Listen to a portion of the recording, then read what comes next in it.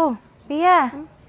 Hello po. Kumusta? Nakapag-review ka na ba? Sabi ni Joseph, may exam daw kayo bukas ha. Hindi pa po. Bakit naman? Meron po kasi akong hindi naiintindihan. Ganun ba? Bakit hindi ka magpatulong sa mama mo? May ginagawa po siya. Ganun ba? Pero dapat mag-review ka para makapasa ka sa exam niyo bukas. Ang pinag-uusapan niyo? Ay, kinukumusta ko tong kaklase ng anak ko. Oh.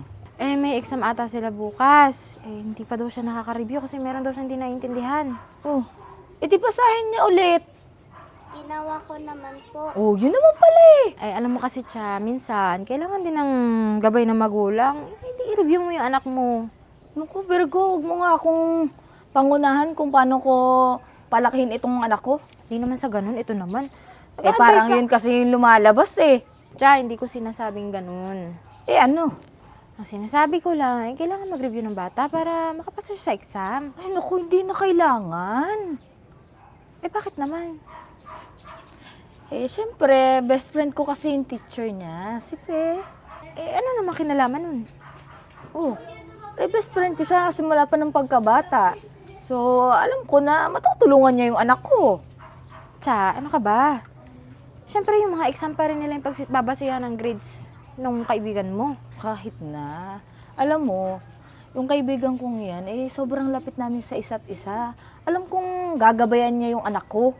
Ano ka ba? Trabaho niya yun. At kaibigan niya ako. Wala namang kinalaman yung pagiging magkaibigan niyo sa pagiging teacher ni Pe. Ay naku, Virgo.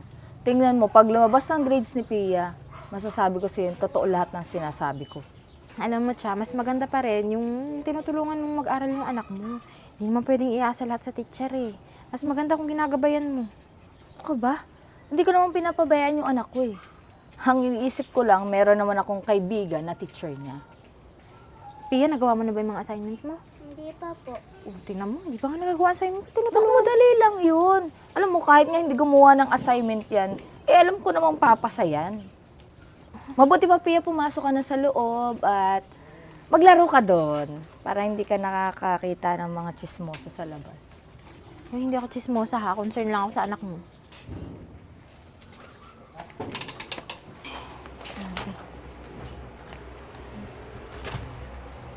Uy, siya!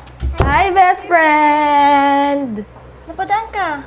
Ay, oo, kasi sinundo ko si Pia sa school. Dumaan na muna ako sa'yo dito. Tsaka, syempre gusto ko lang mga musta sa best friend ko, di ba? Ano kailangan natin? Ha? Bakit parang busy mo naman? Ay, oo, kasi mag-exam kasi sila this week. So, kailangan kong i-check tong mga test paper nila. Kasama ba yung kay Pia dyan? Oo. Ay, buti naman. Bakit? Best friend, ikaw na ang bahala sa anak ko, ha? Ha? Ano ibig mong sabihin? Alam mo na yun. Anong alam ko na yun? Ito naman, parang di tayo mag-best friend. Best friend tayo, diba? Estudyante ko si Pia. Kaya nga, syempre gusto ko lang alalayan mo yung anak ko. Naman, lahat naman ng mga estudyante ko, inaalalayan ko. Hindi yun yung ibig kong sabihin. Ano nga ba talaga ang ibig mong sabihin? Sige na, diretsuhin mo na lang ako. Alam mo kasi, Pe, pag mababa yung score ng anak ko, alam mo na yun. Ano? Ikaw na yung bahala. Hindi ko naman pwedeng baguhin yung mga grades ng mga estudyante ko. Grabe ka naman. Hindi naman siguro masama yung konting konsiderasyon. Alam mo, ang masama ay yung hindi ako patas sa mga estudyante ko. Grabe ka naman. Ang higpit mo naman. Hindi ako mahigpit. Trabaho ko lang to. Kung siguro ibang teacher, may intindihan ako. Hay nako, kung ako kasi sa'yo, tulungan mo yung anak mo na mag-review sa bahay niyo. Ano ibig mo sabihin? Nag-review ba si Pia para sa exam? Bahala na siya dun. Yun kasi ang punto ko doon. Ayaw mo na bumagsak yung anak mo, pero hindi mo tinutulungan sa bahay para mag-review. Pe, hindi mo ako kailangan sermonan. Hindi kita sinisermonan. Parang sinasabi mo kasing kasalanan ko. Ang sinasabi ko lang, kailangan din kasi ng bata ng gabay sa magulang. Kaya nga may teacher At may magulang din. Nagabayan yung anak nila. Alam mo, Pe, noon hindi ka naman ganyan. Wala naman nagbago eh. Hindi naman porket kasi magkaibigan tayo, best friend mo ko, eh, ipapasa ko na yung anak mo. Sige, tingnan natin pag dumating yung grades ni Pia. Tsaka, alam mo, kung ano naman yung lumabas na grade sa anak mo, eh, yun naman yung pinaghirapan niya eh. Tingnan natin. Mabuti pa, Pia, tayo na.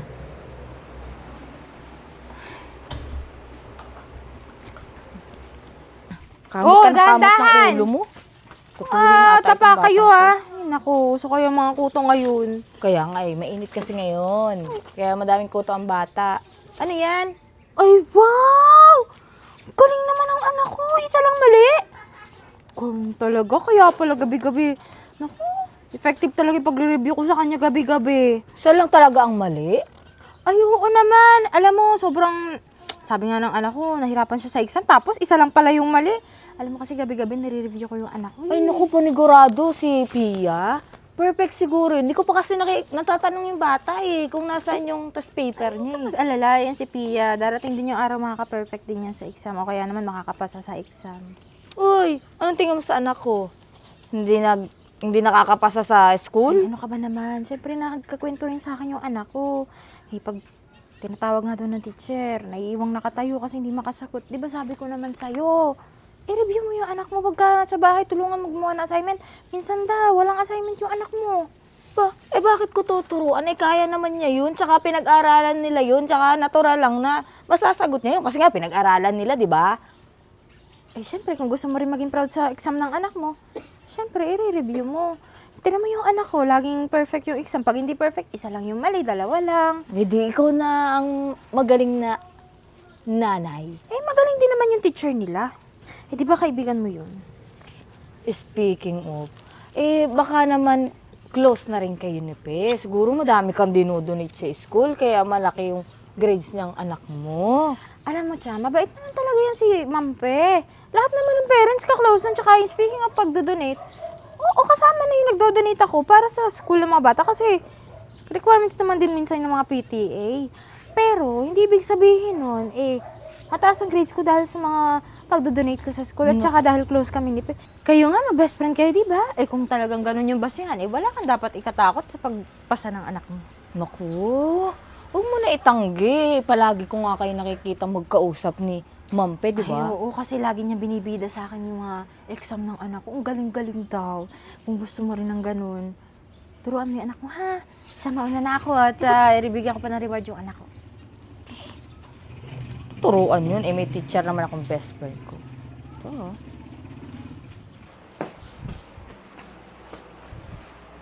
Oh, Pia. Nasaan nga pala yung test paper mo? Nakita ko ang test paper ni Joseph. Mataas ang grades niya. Andyan po sa bag. Kunin mo nga. Patingin ako. Ay, nakakapagod ito. Ito po.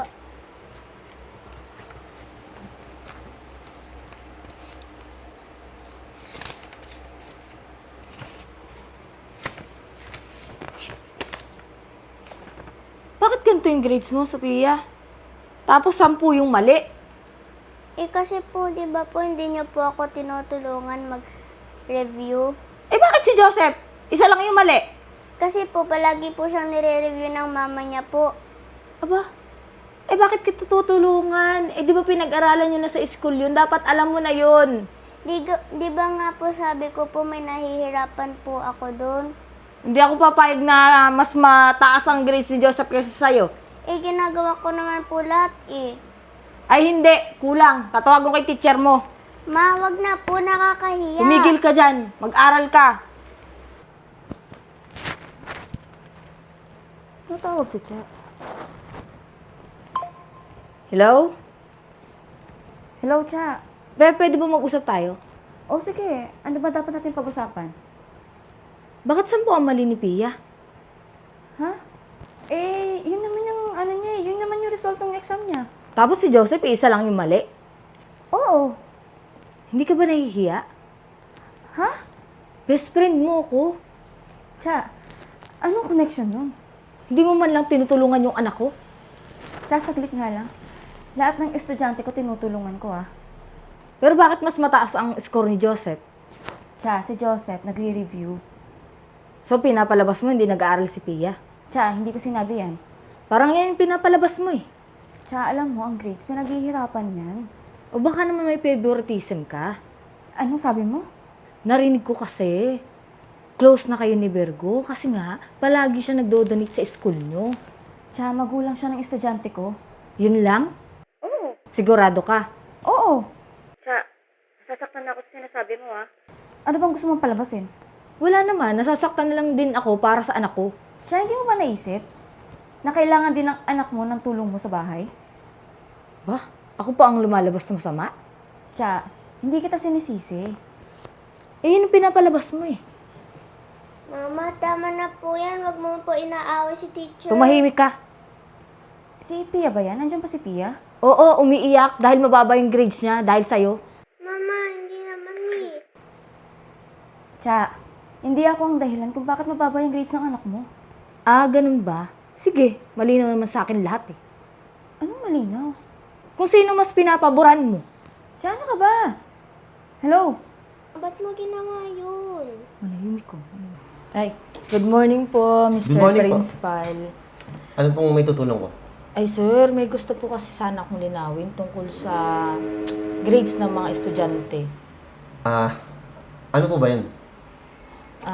Gusto ko lang po malaman sir kung paano po ba talaga nagbibigay ng grades ang mga teacher. Ma'am, marami po. Based po sa quiz, exam, activities, tsaka restation, at performance ng mga bata. Eh, sigurado po ba kayo na patas lahat ng mga binibigay nilang grado sa mga bata? Yes, ma'am. Kahit po magkakilala ang teacher at magulang? Teka po, may gusto po ba kayong reklamo? Eh, wala naman po sir. Nagtataka lang po ako. Saan po ba? Eh, may mga bata po kasing parang ang bilis naman tumaas ng grades. Eh ma'am, normal naman po yun. Basta po nag-aaral yung bata. Eh, paano naman po sir yung mga nagsisikap mag-aral pero mababa pa rin yung grades? Eh ma'am, tinitingnan namin kung saan sila nahihirapan para po matulungan. Ganun po ba? Opo ma'am. Kasi po parang may napapansin ako. Ano po yun? Para po kasing may napapabura ng mga estudyante. Ma'am, mabigat na paratang po yan. Eh, nagtatanong lang naman po ako sir. Pero iniisip niyo po. Eh, hindi ko naman po sinasabing totoo. Eh, may reklamo po ba kayo sa isang guro? Wala naman po. Sigurado? Opo, eh, nagtataka lang po ako kasi bakit ang laki ng lamang ng ibang estudyante. Alam mo, misis, may mga bata talagang masipag mag-aral. At higit sa lahat, syempre, tinutulungan ng mga magulang. Isa yun sa paraan po, kaya lumalaki yung grades ng mga bata. Tinututukan po. Ganun po ba, sir? Misis, nga pala, nakausap ko na rin po si Mampe about sa issue na yan. Maayos naman po yung performance. At wala rin po ako nakikita favoritism. Ganun po ba, sir? Misis, kung may concern po kayo, mas mabuti po siguro na tutukan niyo po yung anak niyo para mas gumaling po siya sa klase. Sige po, sir. Salamat po. Alam mo, matalino yung anak mo. Kailangan na ng suporta. Sige po. Salamat po, sir. Siyempre, mas mapaniwalaan ng teacher. May sinasabi po kayo? Wala po. Pe, Oh, Cha. pwede ba tayo mag-usap? Oo naman. Bakit? Ano bang gusto mo pag-usapan natin? May favoritism ka ba? Ano sinasabi mo? Wala, dinidiretso ko lang. Kasi yun naman talaga, di ba? Bakit laging ang taas ng grades ni Joseph? Siya pinaghihirapan ng bata yung grades niya. At si Pia? Tsaka yun nga yung sinasabi ko sa'yo, kailangan pa ng improvement ng anak mo. Yan na naman tayo eh. Oh, ano bang gusto mong palabasin siya na inaano ko na tinataasan ko yung grades ni Joseph? Baka! Siya naman. Magising ka nga sa katotohanan, hindi mo nga tinutulungan yung anak mo eh. Bakit? Tinutulungan mo ba siya sa assignment niya? Tinutulungan mo ba siya kapag may mga tanong siya sa'yo? Hindi yun yung pinag-uusapan natin dito. Siya yun yung punto eh. Dapat tinutulungan mo yung anak mo pagdating sa bahay, huwag mong iasa sa teacher niya. O bakit? Ano ba ang silbi mo bilang teacher? Siya yung silbi namin bilang teacher, yung tulungan lang yung bata kung paano mag-aral. Kung ano yung mga gagawin niya. Pero ikaw, bilang magulang, dapat tinutulungan mo din yung anak mo na turuan sila sa bahay. So, sinasabi mo na hindi ko tinutulungan yung anak ko? Ang akin lang, huwag mong iasa lahat sa teacher. Be, best friend mo ako, di ba? Bakit hindi mo man lang kayang taasan yung grades ng anak ko? Tsaka hindi konektado yung pagiging best friend natin para taasan ko yung grades ng anak mo. Kaya mo ba sabihin sa akin na wala kang favoritism? Oo! Tsaka alam mo, ginagawa ko naman yung parte ko bilang teacher niya eh. Pero sana naman, gawin mo din yung parte mo bilang magulang sa anak mo. Kung ginagawa mo yung parte mo, bakit mas mataas yung grades ng ibang bata kaysa sa anak ko? Eh, best friend kita, di ba? Tsaka kung gusto mo maging mataas yung grades ng anak mo, tulungan mo. Wala kang kwenta. Tsaka ano ba? Nasa school ka oh. Mahiya ka naman. Paki ko.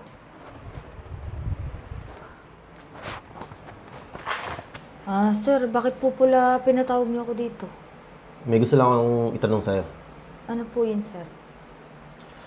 May galit ka ba kay Teacher Pe? Wala naman po, sir. Sigurado ka? Opo, concern lang naman po ako sa anak ko.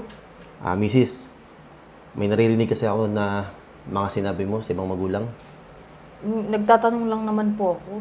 Minsan ang mga tanong nagiging chismis. Lalo na kung wala kang ebidensya.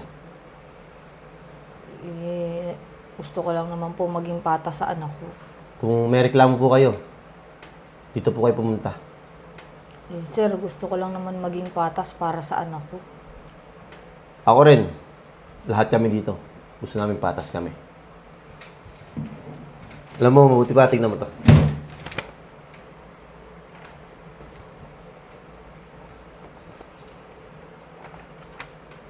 Sir, ano po ba to? Mga kulang na requirements ng anak mo. Sir, hindi ko po alam. Kaya po, ma'am, bago tayo tumingin sa iba, tingnan mo muna kung anong pagkukulang mo sa anak mo. Opo, sir. Hindi ko po kasi kaya, sir. Bakit? Ano po ang dahilan? Busy po ba kayo? Nakakaya po kasi, sir. Ma'am, mas nakakahiya po kung gagawa kayo ng chismis, sisiraan niyo yung mga teacher dito. Malay mo naman may tulong kami sa'yo. Ano kasi, sir? Hindi po kasi ako maalam magbasa. Kaya po inaasa ko dun sa best friend ko na teacher.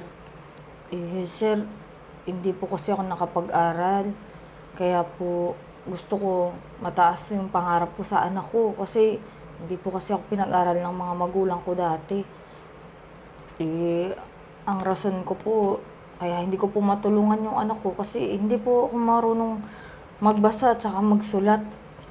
Ma'am, yun naman pala. Mataas palang pangarap mo sa anak mo. Bakit kailangan mong dayain? Dahil best friend mo si Ipe?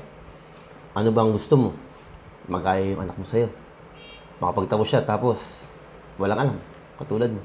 Hindi naman po, sir. Kaya nga po, yung anak ko ang sinusuportahan ko para maging maganda yung buhay niya. Hindi katulad ko na hindi marunong magbasa.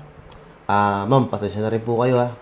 Hindi ko po kasi alam na hindi pala kayo nakapagtapos o marunong magbasa. Kung gusto niyo ma'am, pwede namin kayong tulungan.